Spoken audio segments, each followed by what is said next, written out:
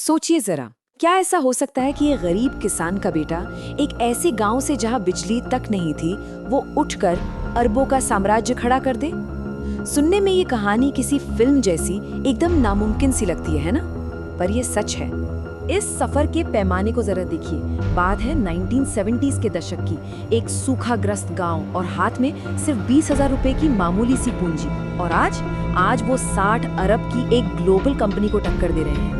ये वाकई में अविश्वसनीय है। तो सबसे बड़ा सवाल यही उठता है कि आखिर कैसे एक 16 साल का लड़का, वो भी एक सूखे से बेहाल गांव का, पेप्सिको जैसे बड़े बड़े दिग्गजों को टक्कर देने की हिम्मत जुटा पाता है और रास्ता भी बना लेता है। चलिए कहानी के पहले हिस्से में चलते हैं, खेत से कैंटीन तक का सफर। ये वो दौर था जो असल में कठिनाइयों की भट्टी जैसा था।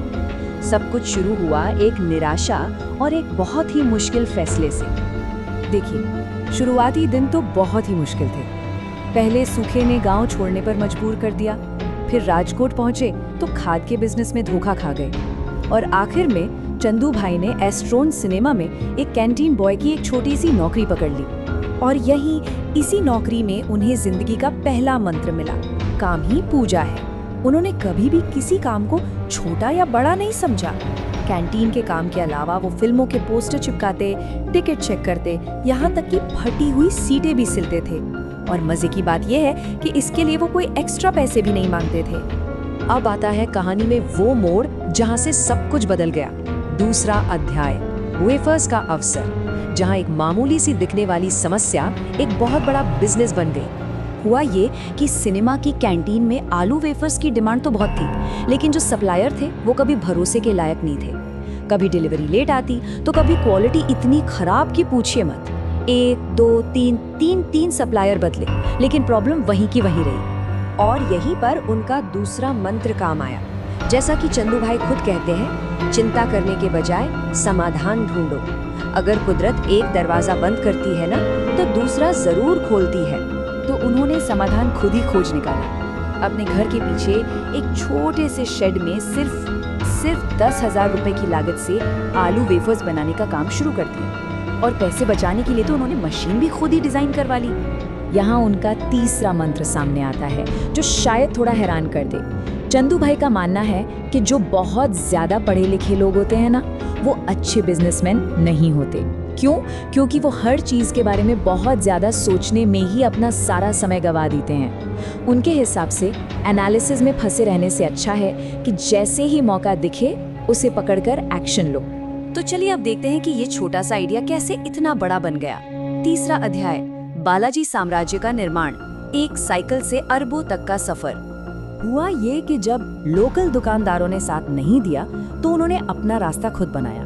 दोनों भाई साइकिल और फिर बाद में मोटरसाइकिल पर वेफर्स के बड़े बड़े बैग लादकर दूर दराज के गांवों में सीधे कस्टमर तक पहुंचने लगे। और उनकी ये मेहनत रंग लाई।